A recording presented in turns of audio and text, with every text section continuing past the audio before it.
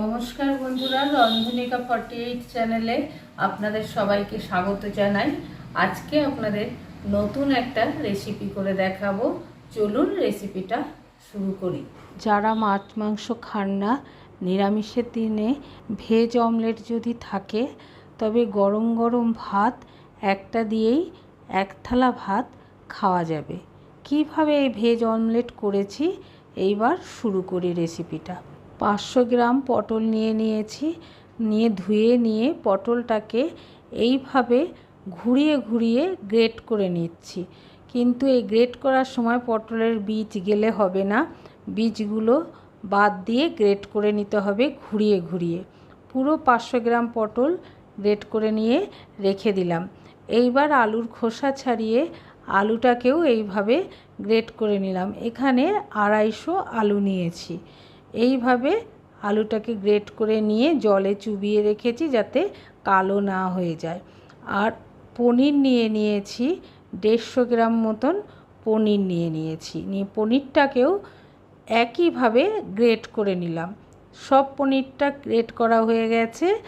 এইবার রেসিপিটা শুরু করি। আজকে যে রেসিপিটা করব তাতে টমেটোর পরিমাণটা বেশি থাকবে, সেই জন্যে টমেটোটা আপনাদের দেখিয়ে দিলাম। এইবার কড়াইটা গরম বসিয়ে দিয়েছি, তেল দিয়ে দিলাম। তেল হালকা গরম হয়ে গেলে তার ভেতরে কালো জিরে আর শুকনো লঙ্কা ফোড়ন দিয়ে দিলাম। ফোড়ন দিয়ে গ্রেট করা আলুগুলো ধুয়ে নিয়ে কড়াইয়ে তেলের ভেতর দিয়ে দেবো। দিয়ে আলুটা দেওয়া হয়ে গেলে আপনাদের কাছে একটা অনুরোধ রইল, পুরো রেসিপিটা দেখবেন, কেটে কেটে দেখবেন না, তাহলে অনেক কিছু মিস করে যাবেন, বুঝতে পারবেন না কিভাবে রান্নাটা করেছি। এইবার সব আলুটা গ্রেট করে দিয়ে নেড়ে নিয়ে হালকা লাল করে ভেজে নেব। হালকা লাল করে যখন ভাজা হয়ে যাবে, গ্রেট করা পটলগুলো আলুর ভেতর দিয়ে দেবো। নিয়ে আলু গ্রেট করা পটলটা মিশিয়ে নিয়ে কিছুক্ষণ মিডিয়াম টু লো ফ্লেমে ভাজতে হবে। অল্প যখন ভাজা হয়ে যাবে স্বাদ অনুসারে লবণ দিয়ে দেবো। এখানে গ্যাসের ফ্লেমটা একদম মিডিয়াম টু লো রেখে ভাজতে হবে, না হলে চিটে লেগে যাবে। তারপর হলুদ দিয়ে দিলাম। হলুদ দিয়ে নেড়ে নিয়ে আবার কিছুক্ষণ ভেজে নিলাম। যখন ভাজা হয়ে যাবে, এই রকম পর্যায়ে চলে আসবে, তখন সানরাইজের মিট মশলা 1 চামচ দিয়ে দিলাম। আর তার সঙ্গে রঙের জন্যে কাশ্মীরি লঙ্কার গুঁড়ো 1 চামচ দিয়ে দিলাম। নিয়ে আলু আর পটলের সঙ্গে মিশিয়ে নিয়ে কিছুক্ষণ এইভাবে ভেজে নেব। যখন ভাজা হয়ে যাবে আর গন্ধটা চলে যাবে, তখন অল্প চিনি দিয়ে মিশিয়ে নেব। চিনিটা মেশানো হয়ে গেলে তার ভেতরে গ্রেট করা পনিরগুলো আস্তে আস্তে দিতে হবে। একসঙ্গে গ্রেট করা পনিরটা দিলে হবে না, অল্প অল্প করে দিতে হবে আর নাড়তে হবে। নিয়ে পটল আর আলুর সঙ্গে মিশিয়ে নিতে হবে। একবার দিয়ে মিশিয়ে নিলাম, আবার একবার দিয়ে মিশিয়ে নিলাম। এইভাবে পুরো পনিরটা মিশিয়ে নেওয়ার পরে 1 বাটি জল দিয়ে দেবো। খুব বেশি জল দেবো না, অল্প জল দেবো।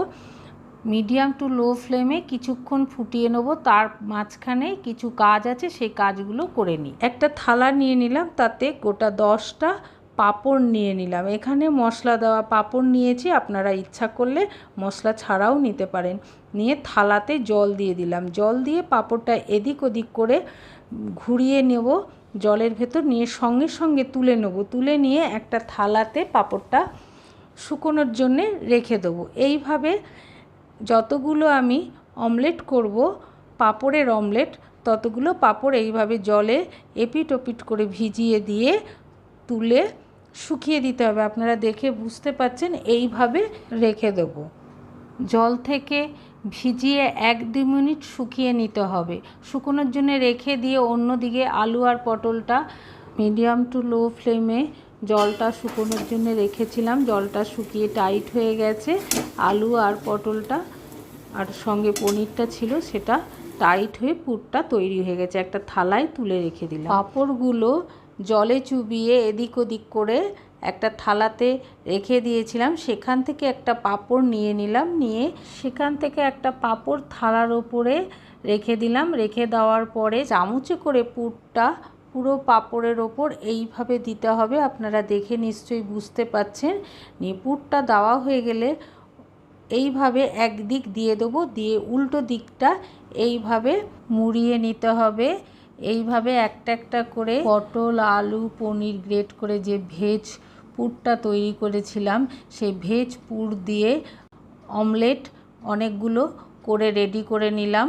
আর অন্যদিকে তেলটা গরম বসিয়ে দিয়েছিলাম, নিয়ে একটা একটা করে ভেজ অমলেট তেলের ভেতর দিয়ে ভেজে নেব। এইভাবে একদিক ভাজা হয়ে গেলে খুব সাবধানে আর একদিক উল্টে নিতে হবে।